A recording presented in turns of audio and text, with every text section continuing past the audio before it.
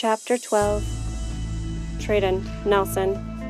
Treadon gripped the door handle as Jaren pulled his car through the valet parking. He had to take several deep breaths to slow his heart rate and tried to hide the fact that his knees were shaking.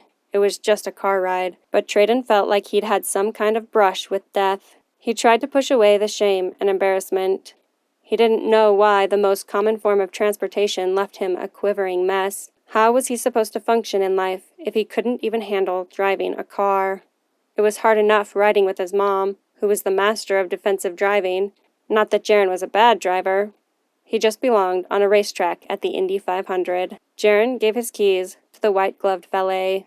Other patrons entered through the rotating glass doors. The dress code called for suits, ties, dresses, jewelry, tuxes, and freshly shined shoes. One woman in a short gold dress with some kind of animal wrapped around her neck stopped to watch with an expression close to horror as Treadon and Jaren stepped into the lobby in their school clothes. Jaren pressed the button for the elevator, his hands in his pockets, tapping his foot. He seemed oblivious to the stares and whispers around them.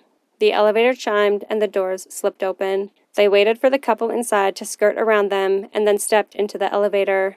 Jaren held the door, but no one else joined them. The doors slid shut. Treadon read the impressions of the other people: disgust, revulsion, and a sense that their space had been violated. Money gave people power. Treadon understood that. He didn't understand the exclusivity of it. Jaren had never acted that way. The elevator walls were covered in spotless mirrors. An intricate gold rail wrapped around the edges, offering support for its very wealthy inhabitants. Treadon was in jeans and a t-shirt.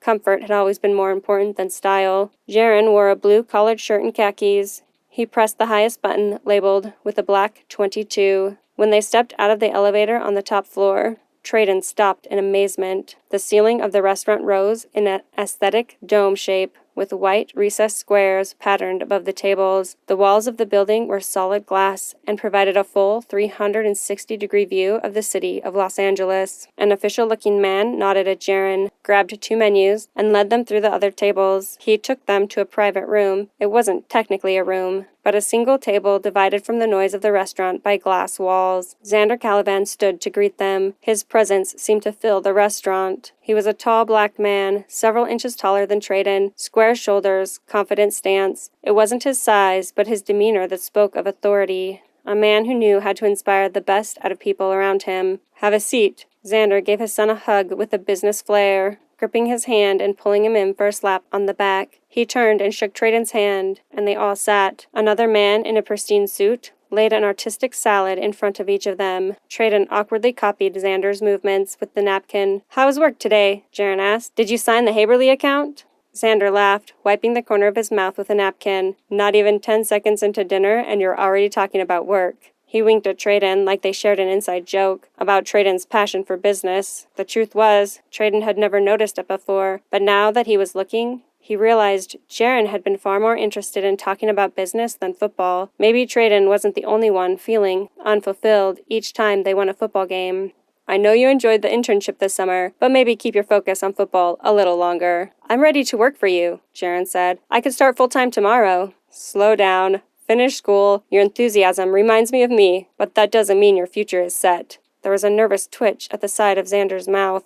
Rachel's parting look came back to Treadon. Something more going on. "Jaren hasn't told me much about what you do," Treadon said. "What exactly is XC energy?" "That's obviously my favorite subject," Xander said, stabbing his fork into a long stalk of asparagus. "Oh," Jaren broke in. "Rachel needs to get an interview with you. Do you have time to schedule that in?" Another twitch. "Not this week. She'll have to call the secretary and get an appointment." Jaren looked disappointed. "I told her I had connections. Can't you give her 30 minutes? You could tell her about how you have a fantastic intern that's learning how to run everything after his old man is gone." "Not this week." Xander didn't lose his professionalism, but the skin around his eyes pulled tight. His smile stiffened. There was an awkward hesitation and then a nod. "The business may not be everything you think it is." "Come on, it's Rachel." Jaren flipped his napkin onto his lap. "It's the least you could do for her." "This is not the best time." Xander put his fork down and wrapped his fingers around his wine glass, his grip tight enough that the glass seemed in danger of cracking. "If you want to work with me, you'll have to learn not to mix business with personal relationships." Jaren tossed his napkin on the table. "I'll be back. Don't eat all my soup." He stood up and almost ran into another waiter, who approached with a tray empty of food.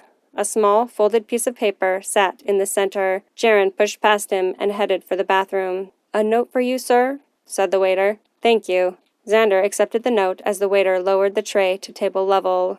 Xander unfolded the piece of paper. Xander Calivan's business persona shifted, almost imperceptibly. Treadon wasn't sure he would have noticed anything if he hadn't been trying to read people, but the small widening of his eyes, the tremor in his bottom lip, a shift in his shoulders, his confidence shifted into fear. "Excuse me." He stood, hesitated, pulled his suit coat down and straightened his tie. Then he stepped out of the small, private dining room. Treadon watched him walk across the restaurant. He didn't stop at the elevator, but walked around the corner, probably to where there was an entrance to the emergency stairs. Stay or go, follow or wait. What was his role? Would he be betraying a friend, or helping both Rachel and Jaren? It was the last look on Xander's face, the fear of a single piece of paper when he was the master of an empire, that made Treadon's decision for him.